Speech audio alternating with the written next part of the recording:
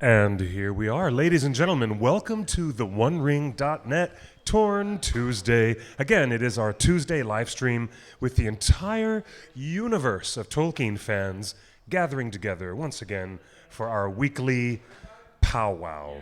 So gather around the campfire while I pull out my guitar, go catch a deer in the wilderness, and chop it up for all you hobbits to eat.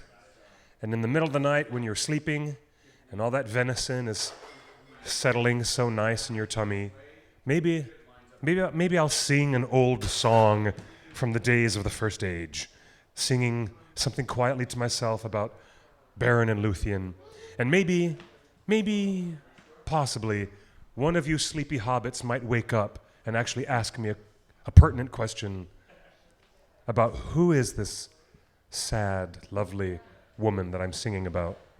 Anyways, okay, I just went through all of that, and that only exists, as you know, in the Fellowship of the Ring Extended Edition, which is the only version of the film that you should ever be watching, ever again. Welcome. It is time for Justin to join us and hobnob and talk with some of us. He is back there behind the scenes, but he's going to come right out here and be on camera with us in a minute.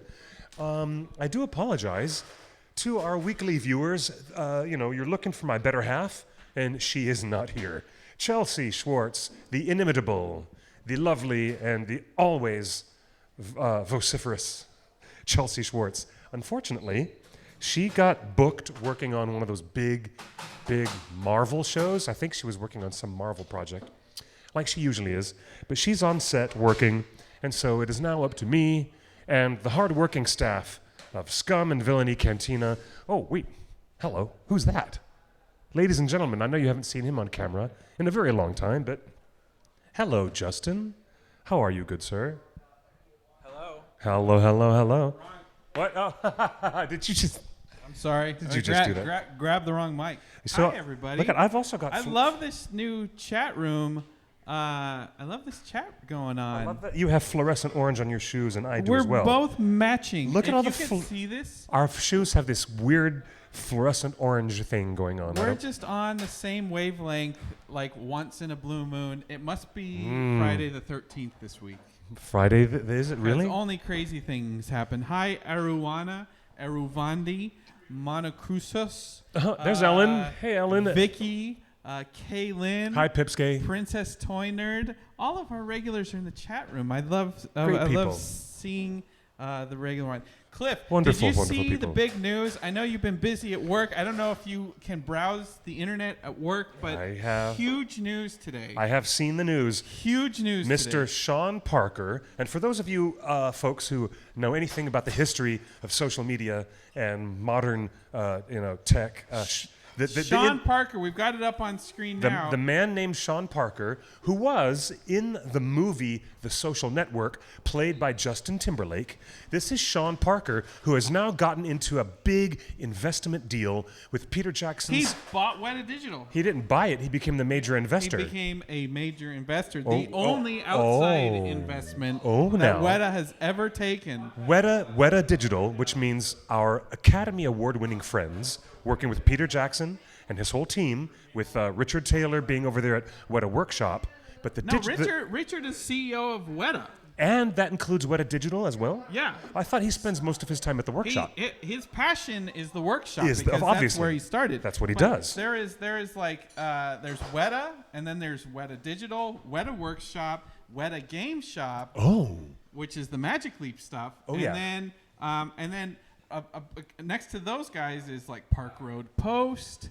Down the road. 3'6", which is the production company. Right. Offices. Yes. Yeah. So there's this family of companies that Peter Jackson and Richard Taylor and Tanya Roger started together. But here's the thing: the CEO of Weta is Richard Taylor. Peter Jackson is the co-founder of the company. But it was not Sir Richard Taylor who made this announcement. It was Peter Jackson and Sean Parker who came out and said, this is a huge ton of money. This is a big partnership. We're in bed together as creatives. But Sean Parker, man, the guy who helped found Facebook, Why is the, it? the, the, why gu- is the it? guy that Let me ask this question. Why is this guy on the field of play with I'll him? tell you why. So Why? I got more information. I did some digging. I hit up some people. Like, where did this all come from, and why does Weta need outside investment? Because they've never had investors. No, wait. So- Now that is the most important context of all. This guy's bringing in Silicon Valley money to a New Zealand special effects house, and they've never had investors like this ever That's before. right. So why let me tell you. So this deepens the mystery for me. Why? Right. Why? I'll tell you how Sean Parker came to know Peter Jackson. Sean has started this company, and maybe JC has heard about it. It's a company that sells a box that you connect to your TV, so you can get first-run movies the day they're in theaters. You can watch it at home. It's home delivery of current feature films. Day and date release. Day and date, but it's not. It's expensive. It's expensive. Is it $60 or $50 a pop? It's $250 a month. You know, but you get first run movies the day they're in theaters. You can watch them at home, and it's and the box alone is $2,000, and it's meant for people that have kids that love movies but cannot go to the movie theater because they have kids, they have commitments, they're always traveling. So what they want to do is create kind of not necessarily a Netflix, but kind of a Netflix, a Roku box for first-run movies, and it's a set-top box. It's a set-top box. And this thing was launched in 2016. Yes. And I haven't heard a single person talk about it since then. So Sean Parker Or sign up for it. founded that company. Have you seen anybody sign up for that Yes. company? Yes. You know people who And signed up for that? In fact, I don't. one of the people that are really hype about this product is one of the co-founders of the One Ring, who has a full-time job, has multiple kids, never has time to go to the theater, go on a date, go do anything at the movie theater. Or doesn't want to face the exorbitant cost of taking 3 kids to the movie theater this is priced at $17 a ticket. This is priced much higher than going to the theater. But the convenience of watching movies at home is where it's at. So Sean Parker founded this. But it's priced per house, not per ticket. Yes. So if you have a family of 5, y'all can watch movies. you can watch every new release for okay. extremely cheap. Well, Maybe it's $250 a month. So most people don't spend $250 a month on movie tickets. They'll go twice do you know a what? month. With my AMC A-list, I probably equate to that much, much more than that because I see 2, sometimes 3 movies a week Anyway, on my membership. so That's me. That's we're my going appetite. way off topic. So Sean Parker founded this technology company that wanted to put theatrical movies available in your home while they're still in theaters. And Peter Jackson's company got behind him. on Peter that. Jackson personally invested in that company. Peter Jackson said he believed in this because Peter wanted people to see his movies, and that couldn't get to the theater. Peter's become a busy man, as you've seen Peter change from the little hobbit guy that made Lord of the Rings to the super successful, can't go out in public, gets accosted by fans wanting his signature autograph, wants to shake his hand. There is a privacy thing with fame, right? Yeah. So he loves movies. He wants to go see more movies. So Peter was all behind this. So that started a conversation and a friendship. And so earlier this year, Sean Parker said, "Hey, I'm looking for new investment plays. I'm looking for somewhere to put my money in and make companies grow." Peter Jackson, Richard Taylor have been working on a ton of stuff. As you know, they've been doing movies in China. They've been doing visual effects for huge movies in China. They did the entire end fight in Avengers Endgame. That was Weta. Yes. So the biggest movie of all time, the biggest fight scene of all time, that still gives me flutters just thinking about all of those portals opening. Like every fanboy's dream, that was Weta. That was Weta. And well, that begs the question: if Weta is so busy getting hired, if Weta Digital is so... And now they're doing Avatar. Allow me to finish my sentence. If Weta Digital is so busy, and I was about to mention Avatar, thank you, and all this business that they're doing, and they've been contracted for the biggest movies of all time, then again, why do they need the money? Why do they need cash on the table from this guy who has a company called Napster that failed, one of our chatters in the didn't chat fail. room says, this will probably fail a flop, just like Napster did. I don't think so. Weta's not in the business of failing. But for 2 years, I'll I haven't heard a single person in my world of geekdom mention that movie at home service, and nobody's talked about it or signed up for You're not in it. the price bracket of that service. Even Chris Parada, the head of the OneRing.net, who is the person in that price bracket with a family of 3 and his wife, and he would be the person to benefit. He hasn't even mentioned it. Even people I talk to who stand to benefit, I'm like, wait a minute. But Sean Parker has more money than God to throw around. Yes. And we know he's a big Lord of the Rings fan, right? Because he had this major wedding. Huge wedding. And he tried to pay Ian McKellen $1 million to come and do Gandalf. Wait. What? Officiate his wedding. Wait. Was that Sean Parker? Yes. It was Sean Parker. He offered Ian McKellen, and Ian refused. Ian McKellen refused. Isn't that right? Ian, I love you. I would not Ian think McKellen of you refused. less. So You know what, Cliff? Tell me, why is this guy? You know what? Now that you brought it up, let's show some pictures of this amazing. It's the most expensive, biggest Lord of the Rings themed wedding of all time. They could have asked me to officiate. It allegedly cost over $25 million. They rented out public land in Big Sur among the redwoods. I would have charged a lot less than the $1 million. Every guest was encouraged to come in elven cosplay. They wanted a Lord of the Rings theme, not a fantasy theme, a Lord of the Rings themed website. Yes. Look at this beautiful couple. Do you know how many that was her dress for the evening festivities. That's beautiful stuff. Look at the food table. Yes, he really had pigs on spits. Oh my God. He really had pigs on spits. It's like Conan the Barbarian. No, like a hobbit. That's Hobbits insane. had pigs on spits. Maybe. And even the dwarves were dwarves on spits. I'm telling you, Yeah. guys. So this is Sean Parker's Lord of the Rings wedding, where they even had like giant beds. Like you didn't just like sit around at the after party. You actually could sit in. If Sean Parker is that kind of a Lord of the Rings fan, why isn't he just Look at this guest list. And my God. Everyone from the cast of Harry Potter was there. Every major fantasy actor that has become friends with Sean Parker were in attendance. This is the wedding party. Yes, they are holding Anduril and replicas of Sting. So Sean Parker is a legit Lord of the Rings fan. Like legit, like Stephen Colbert level legit Lord of the Rings fan. So he had the biggest Lord of the Rings wedding, and now he's bought into Weta Digital. In the chat room, Eriwana Undomiel is talking about one of the major news items that we will get to in a few minutes after we finish talking about this news item about Sean Parker investing in Weta Digital. What do you guys think of all of those photos of this amazing Lord of the Rings wedding? We are really going to get to the casting. I wish Ian McKellen would have done this wedding. We really will get to the casting announcement a little bit later, but let's continue talking about this right now. I'm wondering why Sean Parker didn't come to me. I'm a minister. I'm a wedding officiant. I do Lord of the Rings themed weddings. You're too inexpensive all for him. over Southern California. You're too inexpensive for him. I do nothing but wall-to-wall, Dumbledore, Doc Brown, Gandalf the Grey. I do Star Wars weddings all over the state of California. And Sean didn't even come to me. I would have charged maybe a little bit less than the $1 million price tag that he was offering. I can't believe Ian McKellen said no to $1 million. But he wanted wedding. to preserve the integrity of the character, so that makes sense to me.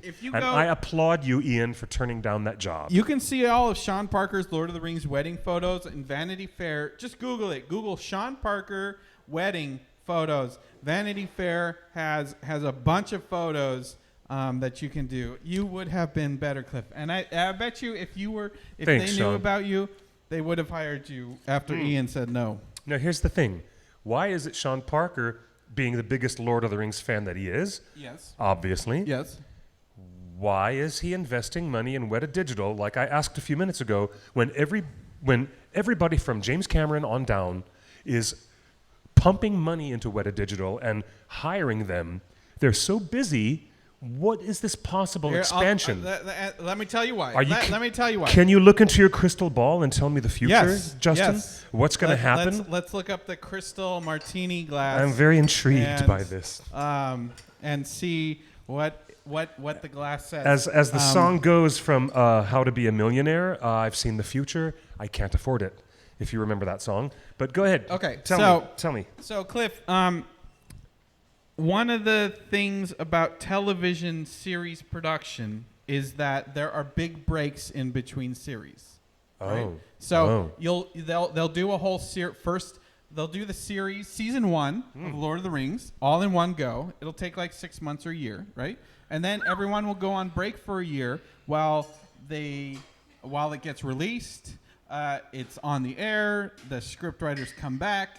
They start writing scripts, and then they don't hire the visual effects people until last, right? So there's 6 months to a year in between each season of a TV series, especially a show like Game of Thrones or Lord of the Rings. Where they have a significant time off. There's significant time off. So what is someone to do if you're working in New Zealand, you're working on Lord of the Rings, and suddenly you get laid off, and you don't know if you're going to come back in 6 months or 12 months or maybe even longer? Well, everybody knows working in post-production jobs, like a lot of my friends who work in digital and at post-production houses here in Hollywood, California, they say, I'm always looking for the next gig. And I'm only going to have this gig for a few weeks, a couple of months. That's right. And then I'm going to lose this gig. I have to stockpile my money, and then I have to worry about the next thing I'm going to get.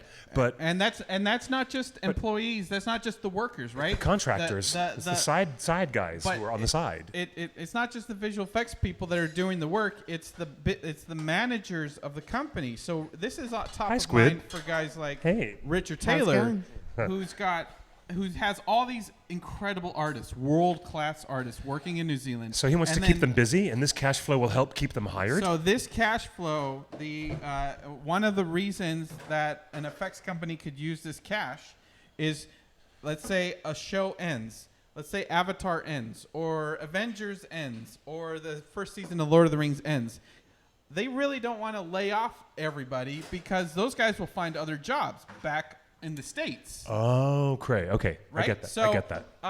How do you keep your incredible talent base employed with you for the few months in between gigs, right?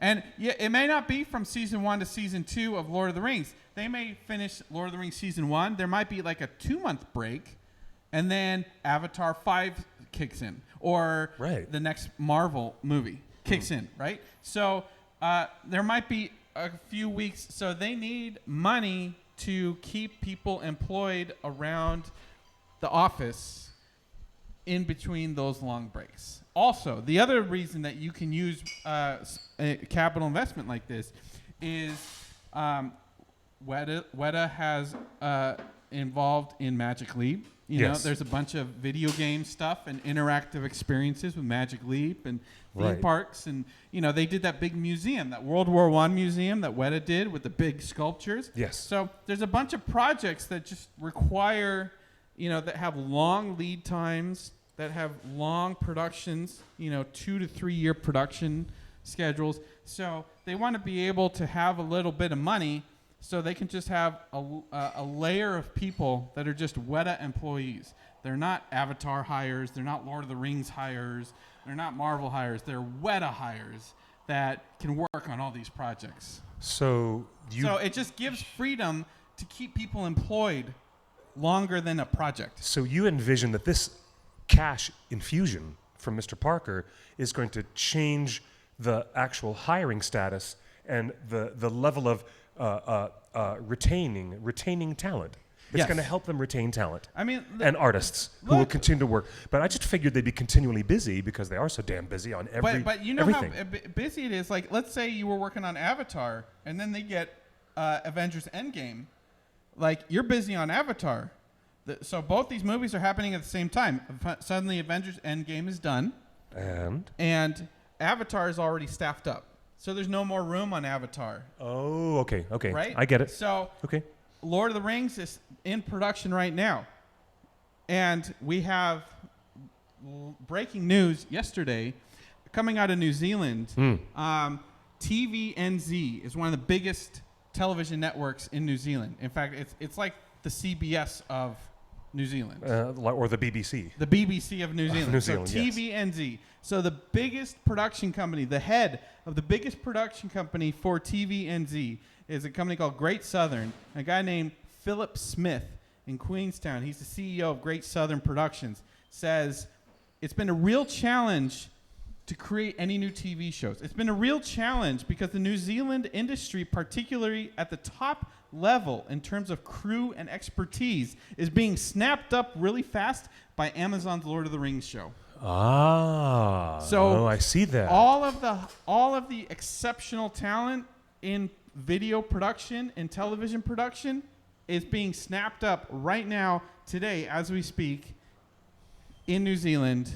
All the top guys, the top cinematographers, the top set builders, the top lighting guys, the top keyboard grips. Intriguing. So okay. Here's the guy. Do you know what? Is That's an interesting question that I've been wanting to ask Amazon. How many heads of department who are New Zealanders, Kiwi, are they actually hiring?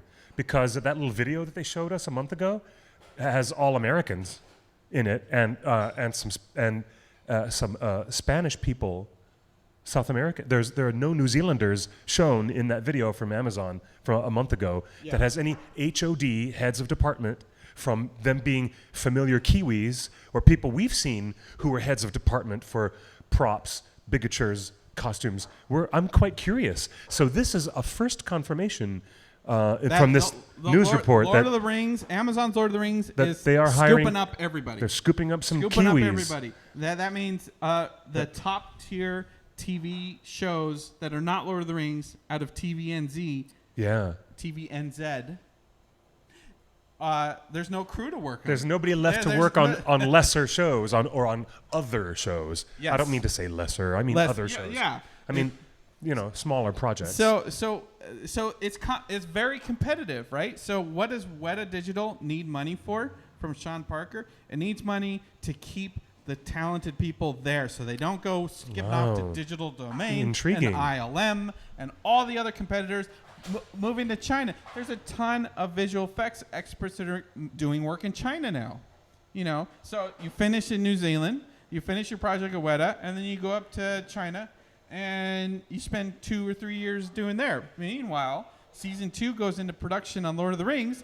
Where's our visual effects supervisor? He's not available. We have to rehire him. Wowzer. Okay. So this gives a little bit of money to... Supposedly it's not a little bit of money. We're talking tens of millions of dollars. We're talking a lot of money. Intriguing. So the other more intriguing part, besides of why Weta needs the money, how did Sean Parker become friends with Peter Jackson? People in the chat room have said Peter Jackson stepped down from Weta's board. Yeah, somebody had asked that question a little while ago. And it is true. That Peter stepped down from the board of Weta Digital? That's right.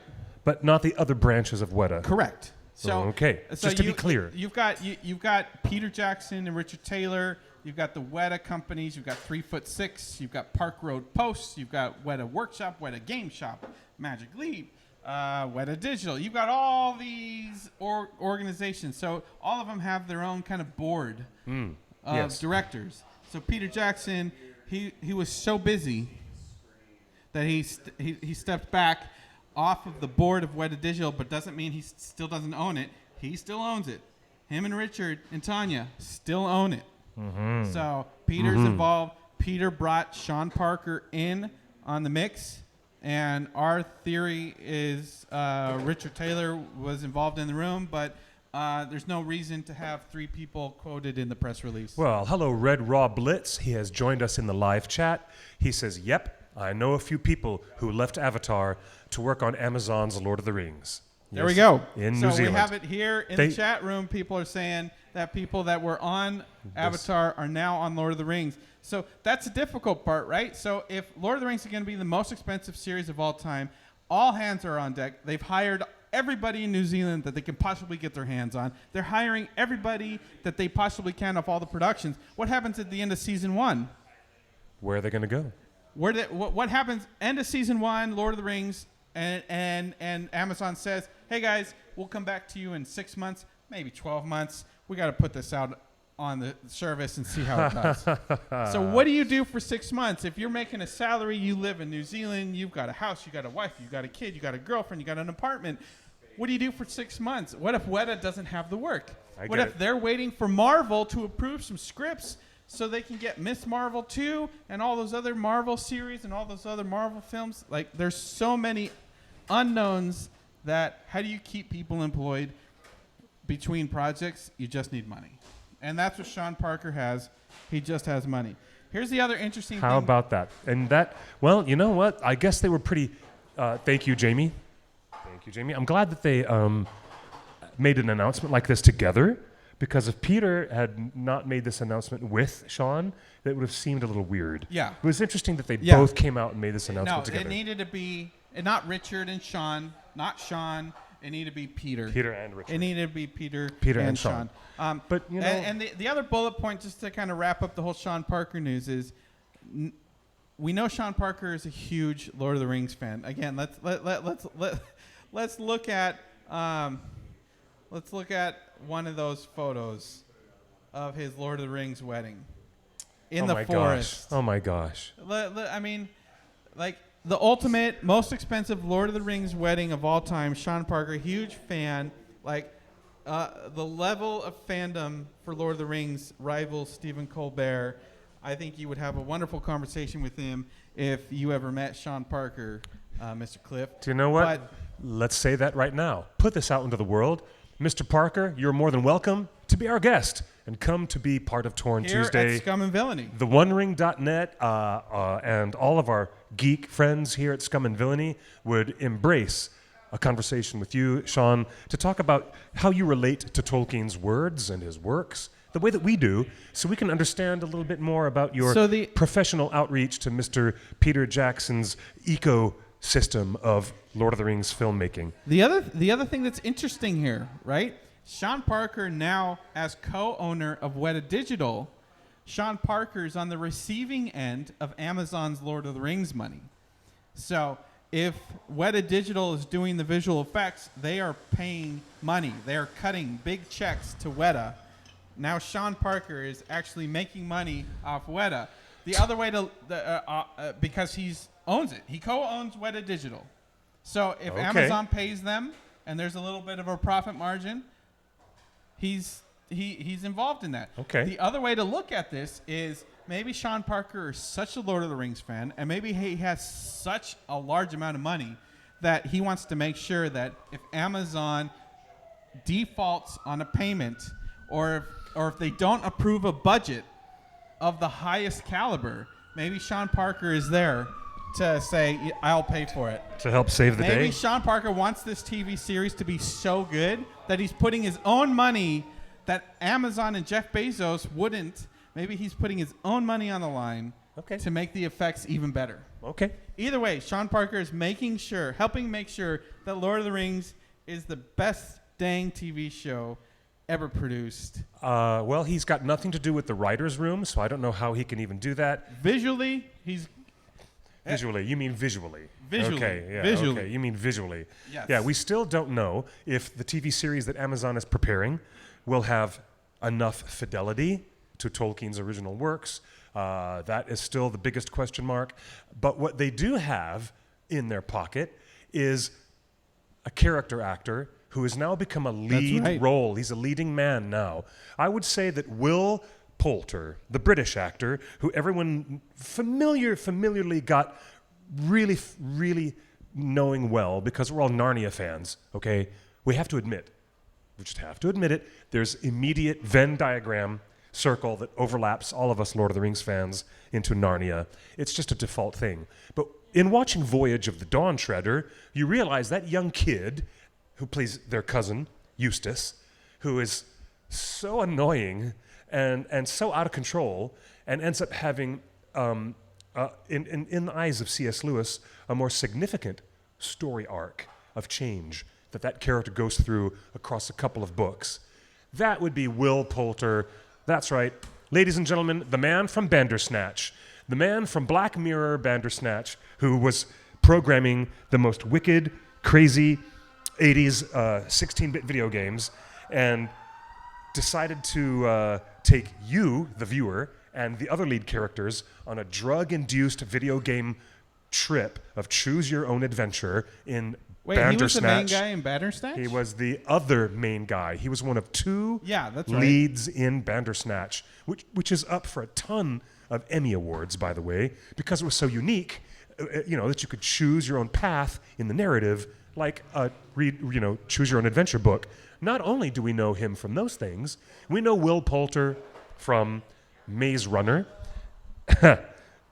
I don't know. I only saw Maze. That's way below my age grade. I only bothered. I aged out of Maze Runner before it even published. I wouldn't have bothered with Maze Runner, except I had Movie Pass at the time, and it didn't cost me anything, so I saw Maze Runner. And lo and behold, We're the Millers. You know that broad comedy, We're the Millers? He plays an American teenager in We Are the Millers. And but can he talk stars, like Mr. Anderson? That's something we're going to find out. And we saw him most recently in the very tense horror film Midsommar. Remember this movie? Oh, that's right. Oh, yeah. I know. Yeah. Jason Sudeikis? Jason Sudeikis and Jennifer. Did you see Midsommar? And Jennifer Aniston, and that was Will Poulter in We're the Millers, and then most recently Midsommar. Did you see that? I loved. I love that. Did you see the director's cut that's streaming now? No, the director's cut is actually in theaters still. It's in theaters. I saw it on iTunes. Really? Well, Yeah. it's actually in theaters still. Midsommar is really awesome. Really oh, awesome. Man. But I'm a big fan of Hereditary, and I love that director. What's his name? Ari Asher? Ari Asher, the director, Ari Asher. Yeah. So everybody's gotten their eyes on Will Poulter, and then somebody on Twitter John Ortiz in Chatham just said The Revenant. Wait, who was he in The Revenant? Yeah, he actually was in The Revenant as well. He was one of the young, the young kid that was helped, the one young kid helped him get to town? Yes, that's Will Poulter. He was also in that. So this guy is working with some top talent, and top class. This is the part where this young actor, who I would have called a character, Ari Aster. Thank you guys. You know what? Periscope, I love you. Yeah, you guys are amazing for being with us. Periscope, YouTube Live, Facebook Live, and isn't there someone from Twitch? There were people. Yes. Hey guys, thank you for chatting with us. But Amazon, I know you're watching. I love you too. Yeah, we love you too. But Amazon, I think no buts. I love you. I think this is a great bit of casting because somebody on Twitter put the side-by-side picture of Hugo Weaving as Lord Elrond, half-elven, the Lord of Imladris. There he is, right next to Will Poulter. And because Will has this thing with his eyebrows being, shaved back a bit, he has this look like Elrond. Wait. And side by side, you could barely tell, but First off, Cliff, he really does look like you're telling me Hugo we've gone Weaving. from young Aragorn to young Elrond? That was not on my Lord of the Rings bingos card. It's quite possible. First off, it's quite possible. Cliff, you have written books on Tolkien. You've directed, produced, and written documentary Ringers, Lord of the Fans. Yes. You used to be a top contributor to Green Books. So let me ask you this. Is Elrond in the Second Age? Yes, all over the place. But is he? Yes, Is he there in the text? Yes. Does he do stuff in the Second Age? Yes, but we don't know what. So we don't know much. Tolkien himself never wrote what Elrond was up to it's in the Second Age. Yeah, it's in the appendix. Yes. What's in the appendix? Well, that he existed, or did he do something? Well, he founded Rivendell. We're at a period of time in the Second Age. Rivendell came after Numenor. We're at a time. We don't know whether the timeline of Amazon's new series will open up at this 1,000 years or at this other 1,000 years. We don't know yet. They said, welcome to Numenor. No, they said, welcome to the Second Age. They did. So at this point, we don't know, but I'm telling you in the appendices, and this is not, it's not a mystery. You guys, that book has been out since 1954. Rivendell has not yet been created yet. So what is Elrond doing? We'll find out. That's the story they have to create. That's what the showrunners have to create. Are you excited about this thought of young Elrond leading the show? We don't know if he is going to be Elrond. What we do know... But we do know he is a leading character in the show. Yes, thank you for taking the sentence again right out of my mouth. We wore the same shoes. As I was just about to say it, we do know that he is a lead character, but that's all we know. We don't know he's Elrond. Do you think... Let me ask... But he looks like him, doesn't he? He looks like him. Let's bring up that picture again. He looks so let me like ask you, him. Cliff, Hugo Weaving as Elrond is unique to Elrond. That's not how all elves should look. With the weird eyebrows and stuff like that. But and the hairline. Will Poulter has always done this thing with his eyebrows.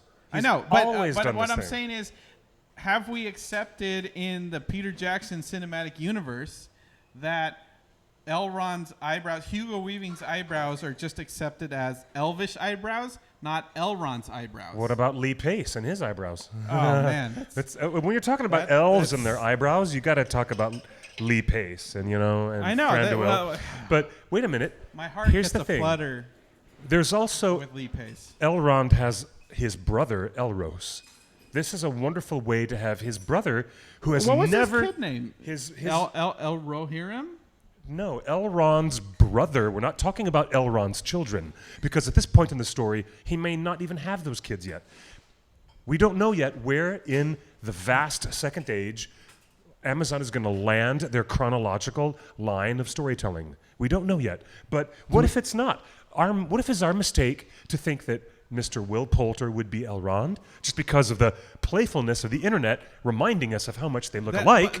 What if it's a different character who is going to be a wonderful new addition, because Elrond's brother has never been adapted or brought into any storytelling in any film ever? So Will Poulter could be Elros. Yes. Not Elrond. Oh, well, here's Elros. Here is in the chat room, Irawana is suggesting that he might play both characters because they're twins. Wait, they're twins. I thought Elrond had twins, and those. No, that's not true. That's my mistake. Elrond's two sons are Eladan and Elrohir. That's the people you're thinking about. Why does he name all of his kids after? I'm not even going to get into it. Hey, but hey, if you knew Elvish, it would be clear. Would you be happier if he was Elros, not Elrond? Andrew reminds us that Elrond did not sire children until the Third Age. So I don't think good confirmation. This isn't a daddy, but do you think he'd be would he be better as Elros? I like Will Poulter as an actor. I really, really, really enjoy his work, and I'm glad to see him getting a chance to step up from being like either a dumb American teenager, like he was in We're the Millers or Midsommar, or just being a character, a strange character type, like he is in Bandersnatch. I'm really intrigued by him coming up and being. And now let's talk about the aging process of elves. But he joins this other girl that was cast. What was her name? Mackenzie? No. Wait.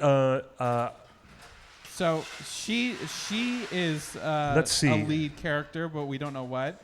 And then Will Poulter is the newest. She is. Her name is Markella. Markella. Not Mackenzie. Her name is Markella Kavanaugh. So.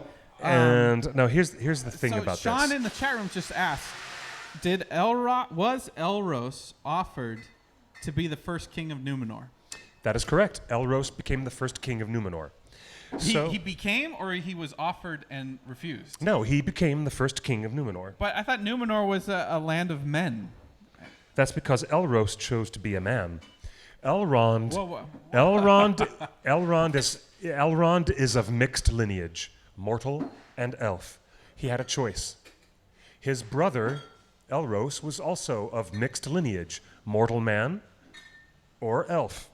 And he chose to be a man, while his brother Elrond chose to be of the Eldar. And so Elrond's daughter, Arwen, also had a choice.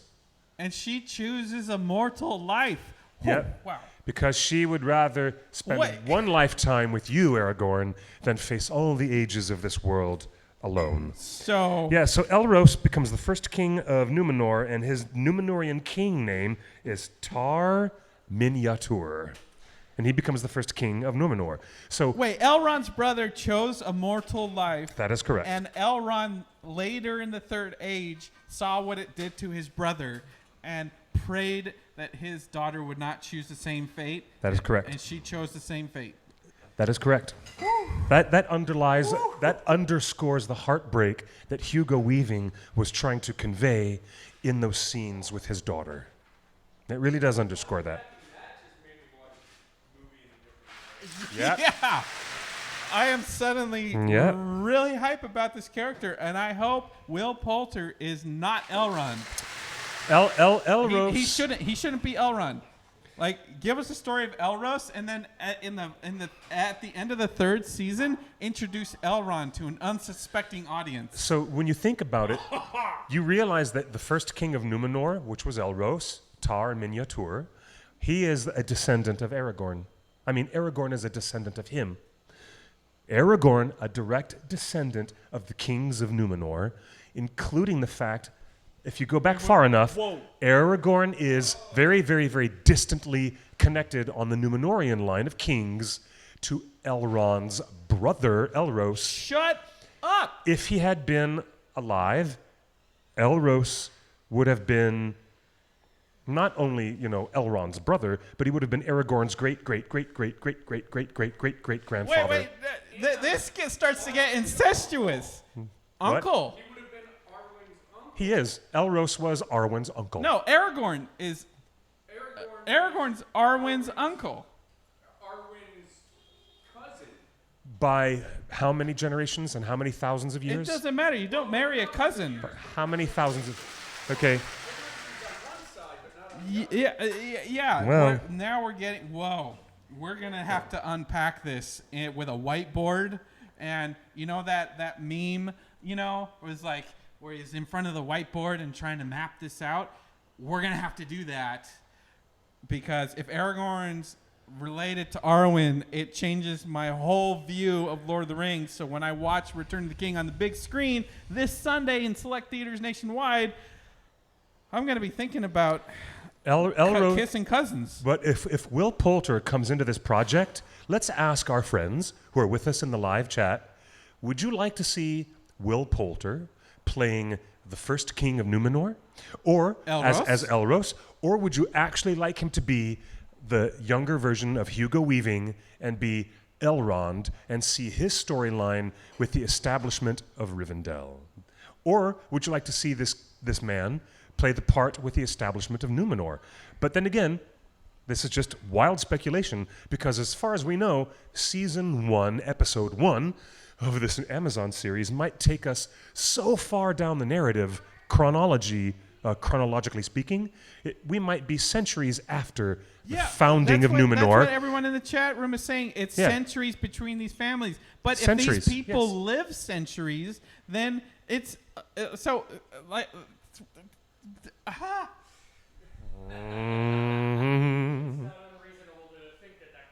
this whole time, all the arguments that Elrond has with Aragorn, like, you shall not take my daughter, leave in the night, leave quietly, you shouldn't ruin my daughter like your forebear, like my brother was ruined.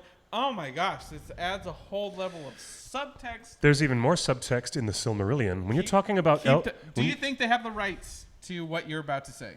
No, although... Okay, then let's not talk about that, because my mind is already blown. I don't think they have the rights to it, but if they did, they would do a flashback maybe where they could explain that during the third kin slaying, it was the third time in the First Age, it was the third elf-on-elf bloodletting. It was the third episode when the Sons of Feanor, would come after other elves and kill them because of the Oath of Feanor. And because Elrond and Elros lost their father, they were raised by Maglor, who was another elf lord who felt very, very guilty about him participating in the civil strife, the civil bloodletting that killed other elves at the hand of elves. And so they were raised as foster kids. Elrond and Elros have a background of being foster kids raised by someone else who was not their dad. Their dad was killed. Their mother committed suicide by throwing herself into the ocean and disappeared from Middle Earth forever. And so all this stuff happened in their family line. I am really intrigued, really fascinated by the family history of Elros and Elrond. And if we get any of it in Second Age, or if we do get First Age flashbacks, then that would be a great reason for Amazon to reach out to the Tolkien estate and get the rights to some of the threads of that story from the Silmarillion, because it will augment and support their Second Age narrative of what Elrond and Elros are doing. But yeah, I know, get the Jack Daniels. We're all going to need some Jack Daniels before this is all over. My mind is still on this fact that Aragorn is cousins with Arwen, which now it makes sense that that Amazon would hire Brian Cogman and a Game of Thrones veteran, because there's so much incest going on in Game of Thrones. Like Lord of the Rings has it too. No, it doesn't. We just That's said. absurd. You just said that there are familial relations with characters we are familiar with. But when mortal lives last like the lives of the Númenóreans that last for a couple of hundred years versus the lives of the elves that go for thousands and thousands and thousands of years, there is not an incest connection. So just you need to package that up and put it away on the shelf and never bring it down off the shelf again. Holy smokes. Just put that away. I'm so glad put that I'm away. on today's show for the first Put time that in away. like 4 months, because my mind is being blown. You know, we've got a bunch of questions in the chat room and comments. Let's go through them.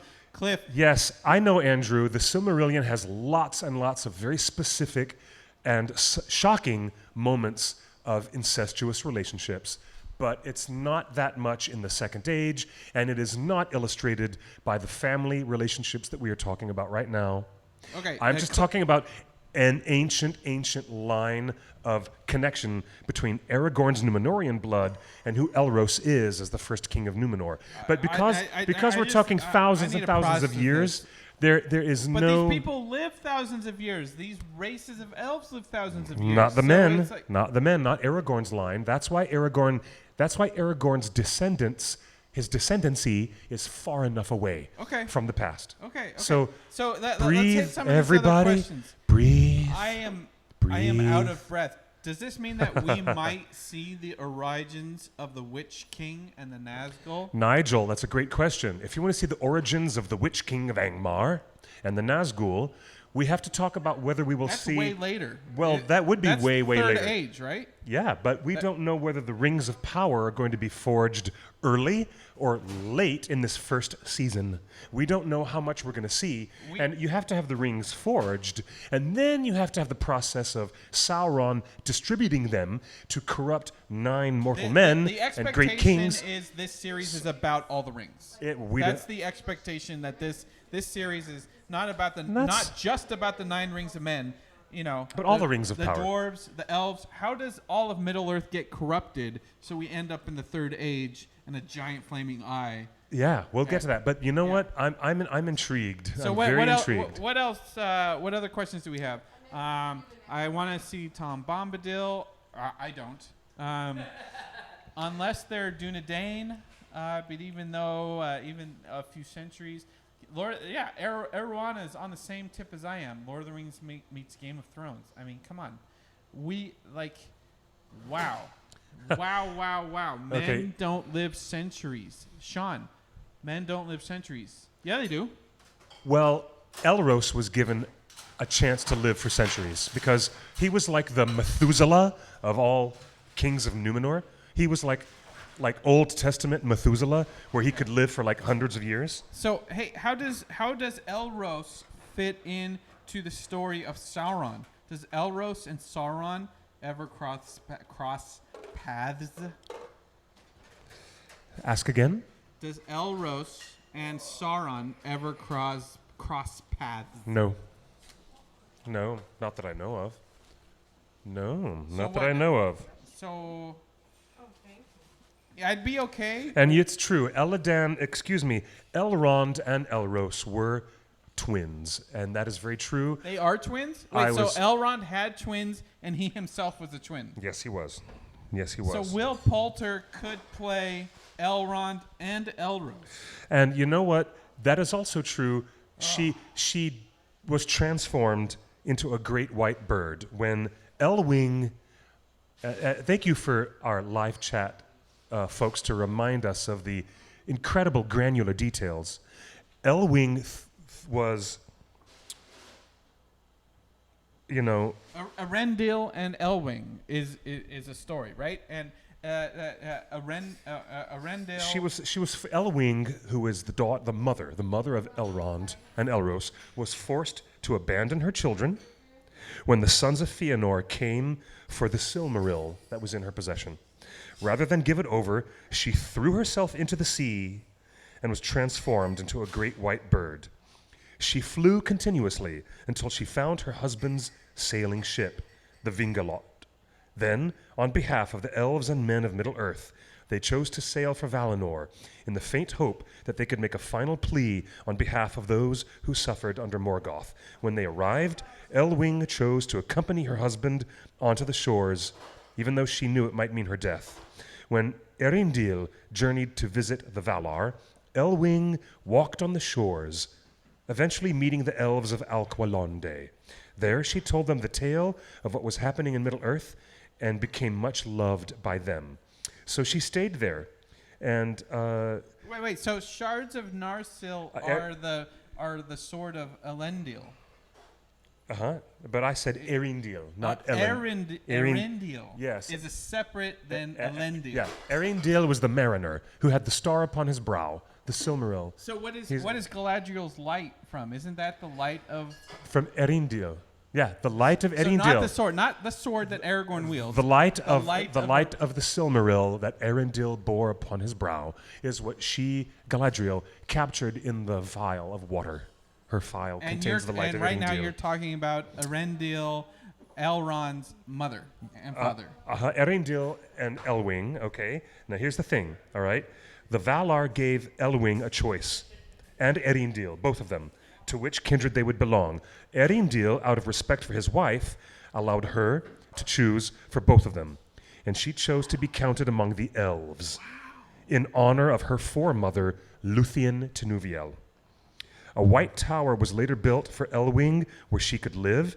It was also said that the birds taught her their language and that she would fly to meet Elrond when he returned from his nightly voyages with the star upon his brow. So the light of Arendil. Yeah, but Galadriel gives to Frodo that is used against the spider. Yes, that Samwise uses successfully as well. Is Elrond's mother's essence. Is the light of Elrond's father. Elrond. It's the light. The sailor. Yes. Yes. Elrond the mariner. Yeah.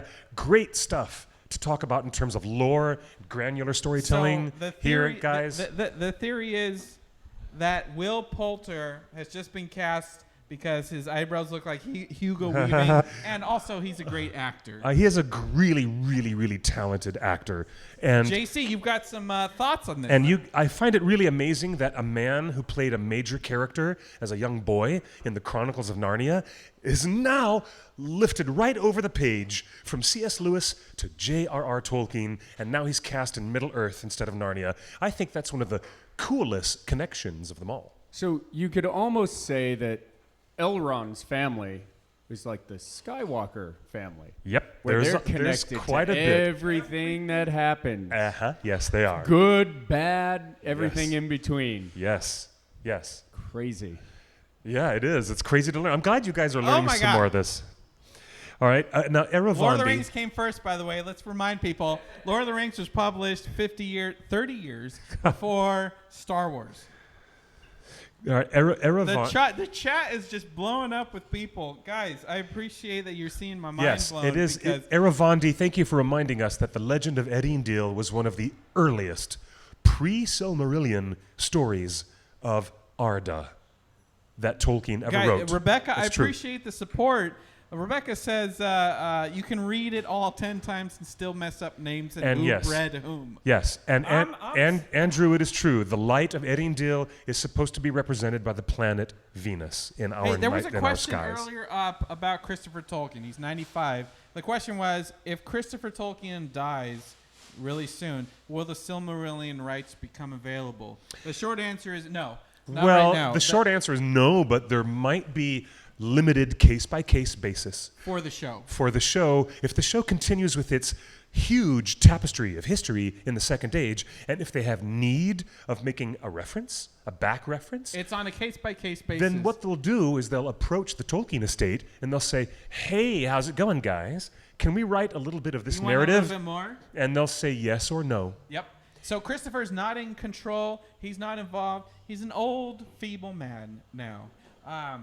I don't think he even walks anymore. Like he gets pushed around. 95 and still going strong. But Bless his heart. Christopher Tolkien is not involved anymore. The family's involved in controlling. In fact, there are one or two people that are in charge right now that are still, from what we've heard, are still gathering their bearings of control, right? The whole family is used to having one figurehead, Christopher, And he as had the dominant hand. absolute strict draconian control over everything. He had ultimate power. Ultimate decision making, and it was his job, he felt, in an interview he did with the French newspaper Le Monde, Yep. he felt that the movies that Peter Jackson was making, the big trilogy of Lord of the Rings, and at this time when he did this interview, Yeah. the Hobbit trilogy had not yet come out, I believe. Correct.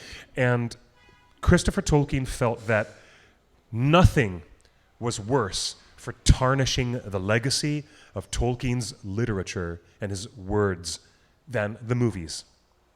And he had a very negative view of that. Incorrect view on the nature of society and how we consume our stories and how we learn our lessons. Hey, now hold on. Let me ask Squid, one of our favorite bartenders. Were you the kind of fan who read Tolkien first, or did you see the movies and the movies were like, wow, these are great, I'm going to go read the book second? I read them in 4th grade. Wowzer. Yeah. Yeah. That was way before me. the movies appeared. Way before. And I kind of don't remember that part of my life, so Yeah. I don't really count it. But So when the movies came out, you're like, oh, this is based on my favorite books? totally. Yeah. Absolutely, yeah. No, I loved it. Now, Justin happens to be the other example.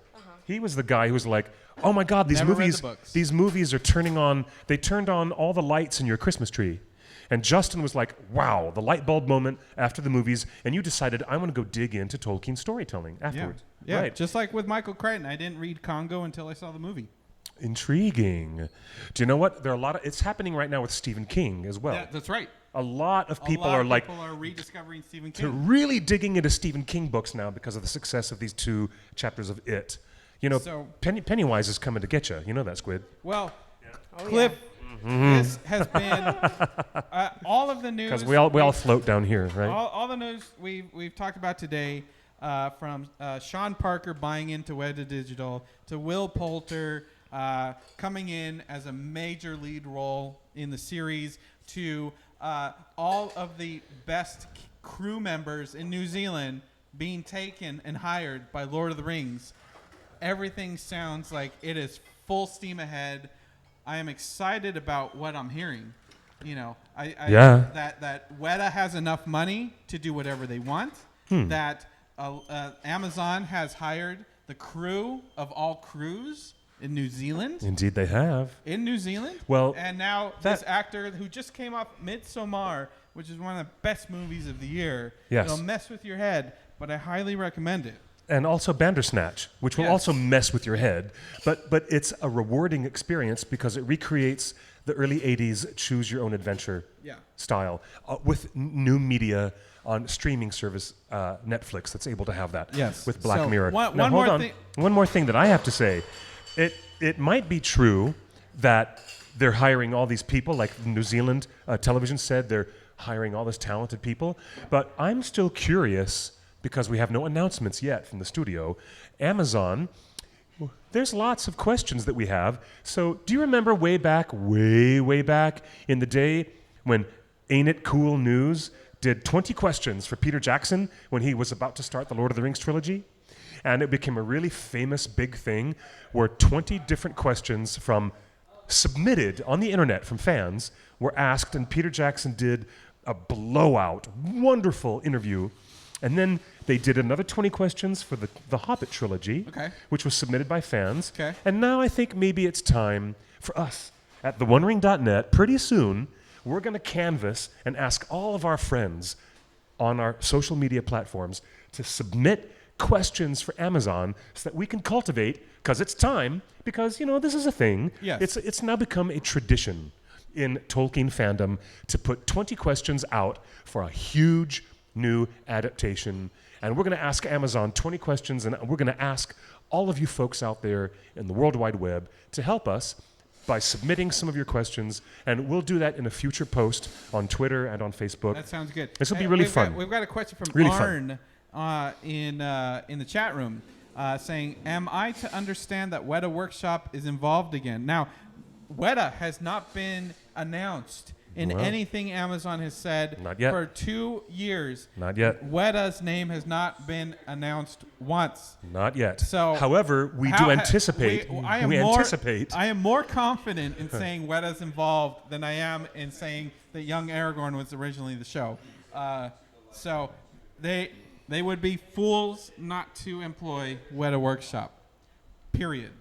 So it is the expectation that Weta is involved. It is our understanding that contracts are still being negotiated because this is a lot of work. I don't think Amazon has ever spent this much money on what it takes to make a show of this caliber. This is why we have so much fun speculating on what's going to happen. With all those resources and all that money that Amazon has, we have so much fun trying to guess into the future and look into the mirror of Galadriel and see what is, what was, and what might yet come to pass. Speaking of, and then one last thing. Guys, we've been posting on Facebook and Twitter. I just want to remind everybody, flashbackcinema.com. You can see Lord of the Rings on the big screen. They've been showing it the last 2 weeks. This Sunday, they're showing Return of the King Extended Edition on the big screen on Sunday and Wednesday. If you missed Two Towers, they're showing it tomorrow night. They're showing it tomorrow, Two Towers Extended Edition.